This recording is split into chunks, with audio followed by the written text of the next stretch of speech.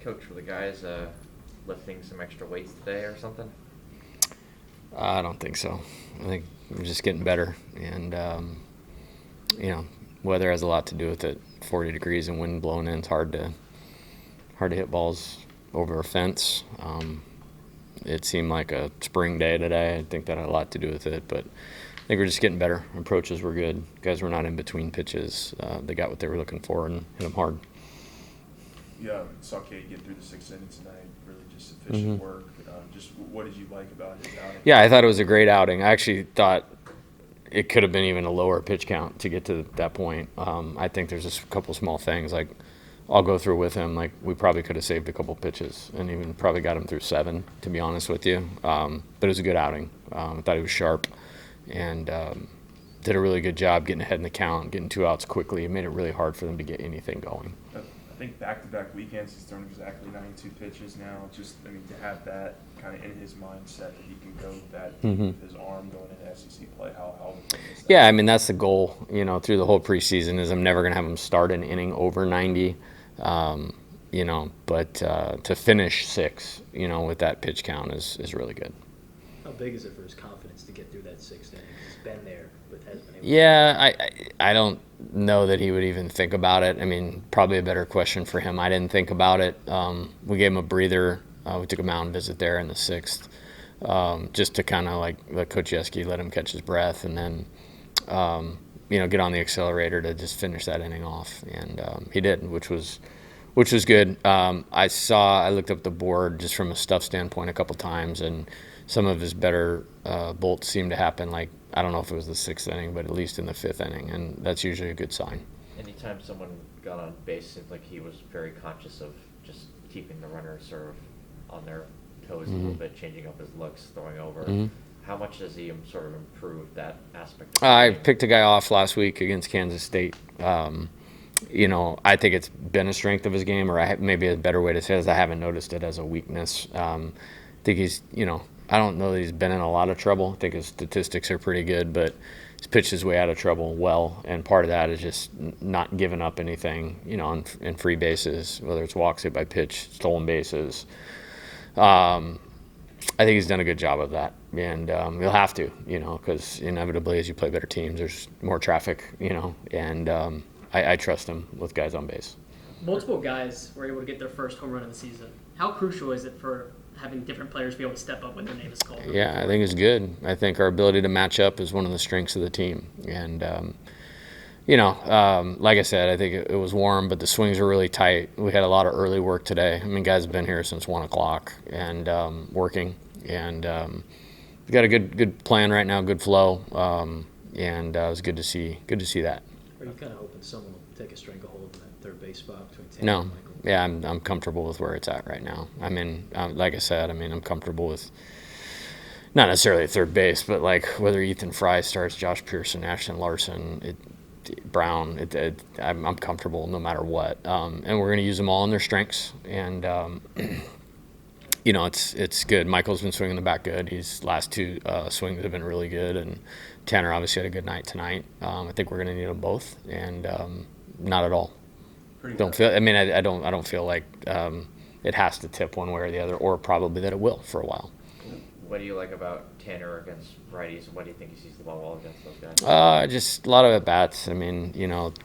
Just growing up in Texas, there's a lot of big, hard-throwing right-handers, and so he's just seen probably a million of them, over his life. And he's a good hitter. We recruited him. We went to see him. And we liked him, and we immediately got him here on a visit and committed him. And we really wanted him to come last year, but that wasn't in the cards, and that's okay. But really happy to have him here now. He's a good player, and he fits well into our program in terms of his skills, his character, the type of person he is, type of player he is. And he's continuing to get better. And, I'm very excited about him. Pretty cool moment for Josh and John tonight to start the game off and then end the game with the home runs there. Yeah. We've talked a lot about Josh. But They both hit a home run tonight. Yeah. That's pretty cool. Yeah, but I guess we haven't talked a lot about John yet because you will be. Yeah, he's a good hitter. What Yeah, about his hitting? he's a really good hitter. You could see it. You could see it right when we recruited him. He was one of the first guys we actually committed here.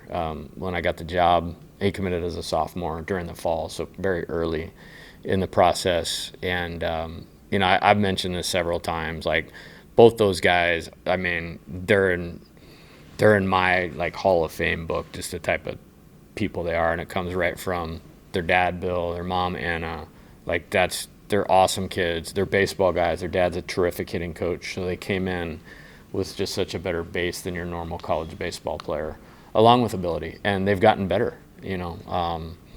You know, Josh, even into this year, is doing some things better than he did over 3 years. And John's going to be a really good hitter. You know, it's a guy we want to find at bats for. And you can obviously see why the last few times he's gotten to the plate. Obviously, one's left-handed and one's right-handed, but do you think the swings are kind of similar between those two guys?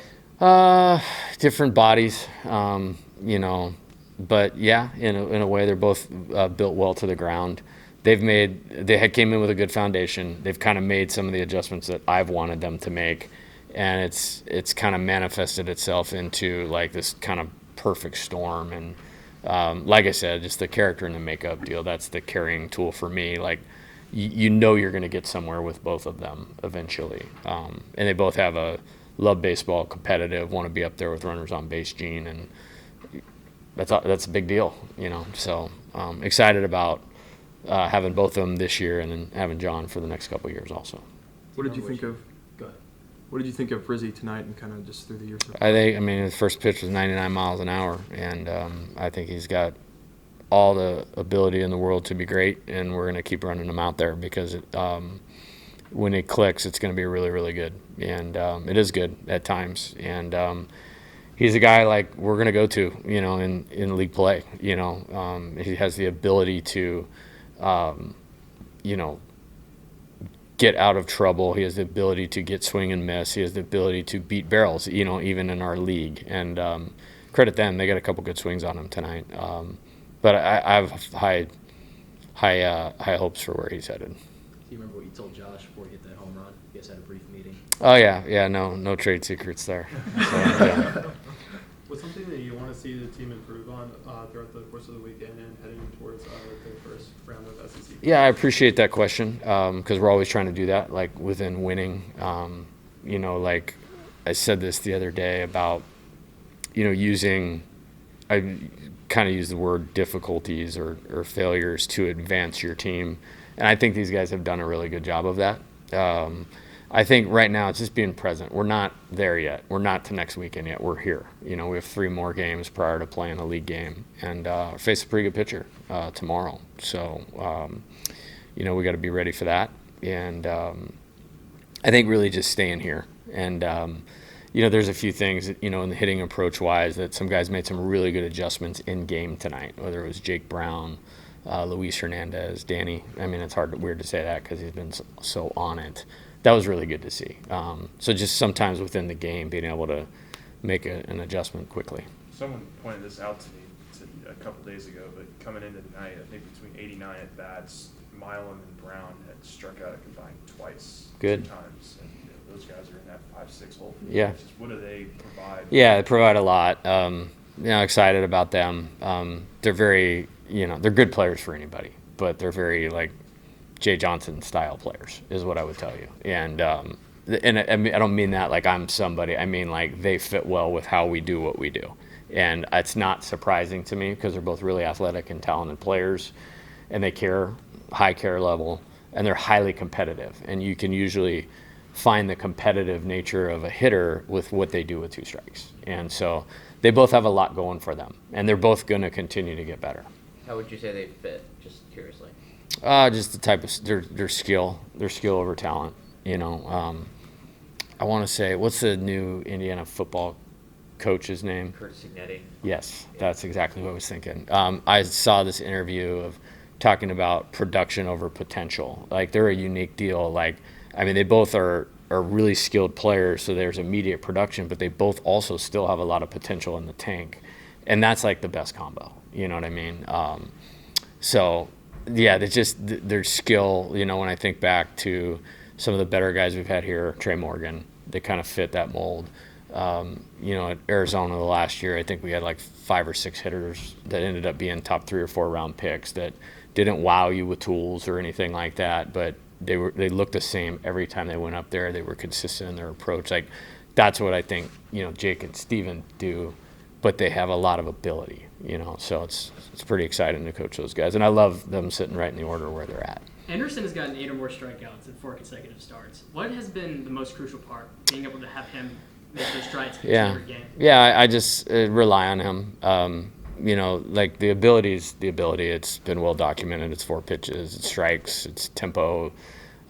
He's improved. He just doesn't give you a lot, and he's really hard to plan against. And the execution's been good, and it sets a really good tone for the weekend. It's just not a guy that I'm worried about somebody coming in and ambushing. Which that happens from time to time against the best pitchers. I wish I could give you an example of, we got beat 2 big leaguers in the final, so got 2 big leaguers out of the game before the 5th inning in the College World Series finals. So sometimes that happens, you know what I mean? So I'm proud of him, and I just trust him. Like, that's the best thing I can say about him. With Luis homering tonight, he had 23 last year. Tonight was his first. I mean, how important is it to sort of get a guy like that going from the power department? Well, it's most important that he catches good. That's the most important thing, and he's doing a really nice job of that. Like I said, we made a small adjustment within the game that I think will help him a little bit, and when he's been at his best, it's kind of worked off of that. And I don't think he's going to hit 23 because we're asking him to do something that he hasn't done, which is catch a lot, and that's okay. I love quality at bats, and again, you're talking about a hitter of that quality down in the 7 hole that can do what he showed tonight, and then take a bunch of really good at bats. Had 3 hits last Sunday, if I remember correctly. That's a good thing for us. Really, really pleased with him, and I think the best is yet to come, honestly, offensively for him. How's the adjustment been for him? Having to catch every I think it's been great. I want to say this now, before inevitable bumps in the road. We just got a lot of good people here, and you guys have heard me say that over and over, and that will help you get through some of the setbacks. And I don't think I could have a more perfect guy behind the plate for this team and everybody else on this team. One more for Coach. Sorry, what I was going to ask. No, that's all I got. Empty the chamber. Yeah, go ahead. Yeah, in the 6th, they made a pitching change before Milam came to the plate. Thoughts on that, or to make you chuckle yourself? In terms of they know what's coming, or as far as just a good hitter coming to the plate and they choose that. Oh to yeah, make a pitching change. yeah. That's gonna happen, to him, and the good thing for him is he's got power from both sides. He's hitting 450 as a right-handed hitter and 390 as a left-handed hitter. So what a great option, I was curious if he's gonna switch. Yeah. All right, thank you. All right, Thank thanks you. guys. Thanks, sir.